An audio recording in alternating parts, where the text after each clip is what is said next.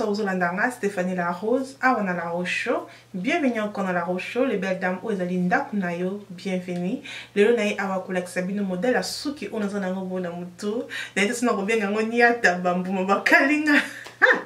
Lol, dans la Sabino modèle à Suki nanga, on a un ango na mutu. Modèle vraiment simple, donc il y a ça, on est comme pépé. Baby qui te l'aime bien, mais va procéder, va se camiller, quand on va Suki te l'aime bien. Tu ne sais pas comment on pépé quand tu as mis sur mutu et on a dit ah, dans celle Suki nanga, pourquoi pas, on a les belles dames, on va à la cangaille, donc ça c'est pas pourquoi pas pour ça là. Na mingi les belles dames, na côté cabino, binomoko, volanda, merci. Et local bosso pour ça les belles dames, il faut assurer que ceux qui nous allent propre pour ce cola qui ont tiré ma pommade, après on a encore qu'on trace que pour ça la banate, des vidéos qu'on a que ça bino.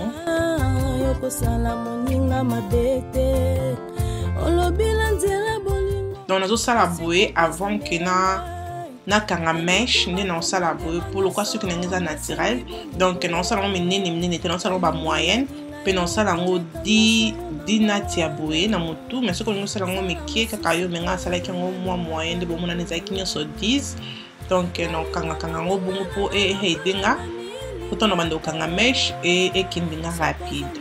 ninga ko sale mabeto ko bomata okoyibata yokoko sate yokotonga te sengi bolingo yango nde mutu yalanga bolingo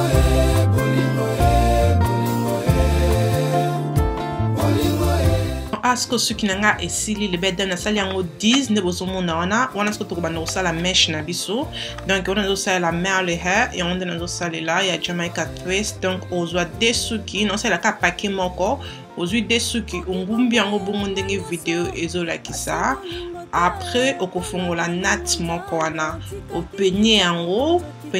bien ce que ça suki cheveux o ezali ya défrisant on peut saler là-bas expression mais nga loko na suki o ya naturel yango non c'est là mal hair parce que ça va bien pour na suki naturel et kindaka na suki naturel na kwa kotia gel wana ndo moni pour na aider ki ba baby hair nanga ba suki ba bébé nanga ebendana et vidéo sur la sabine dans kanga suki donc so kanga suki ko za facile pour na yo mais ce que beaucoup kanga suki te landaka kamisa penezo sala okoyeba nde pe nazo kanga vraiment facile pesanga bolingo vanda katina ngai na motema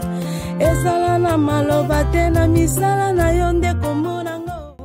donc de besoin na tozo kanga wana okanga suki non bongo ti place suki non naturel et kosuka après otiki yango bongo donc to otiki yango bongo parce que na suka wana na kosala ngo twist le quoi suki nanga naturel ezali suki naturel suki na tiki yango et kosala vraiment kitoko te yango nazo kanga suki nanga ti na suka place suki nanga kosuka et na kotika sko mesh wana pour na sala twist kaka na mesh donc de nazo le vidéo zo la question les belles dames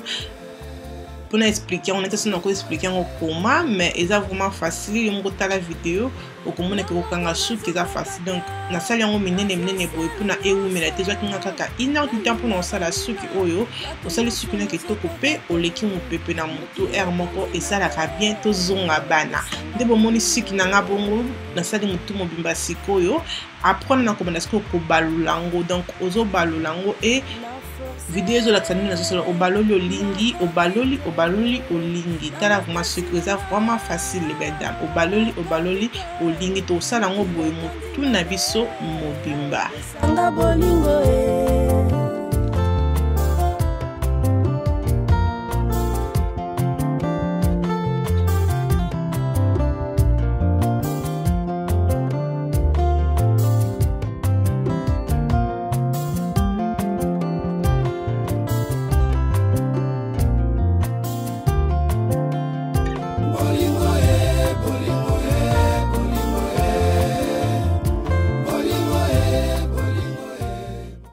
on a tout aussi les belles dames nous quoi tout ce côté gel liboso on a pour nous coller les bas cheveux na biso o ya ba bébé o tie gel na yo bien et ce qui na yo esili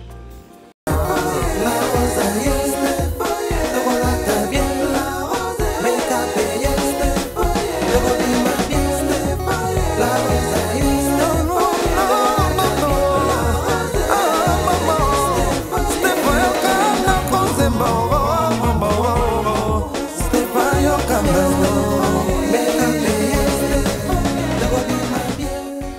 merci na bino nyonso bandi na nga ne bandeli po ko na nga na suka nzambe apambola bino nyonso ko bosante soko moni ke suki oyo video oyo bakisi plus na mtuno les belles dames ko aimer yango e ko sala nga bien pe ko sala abonner na chaîne na nga ya la rocho avant obima e ko sala nga bien makasi ko bosante ko na nga na Congo na Sepela TV. Merci na boss police, merci na mtolanda kangai wana tukutani à la prochaine tinate et community na bye.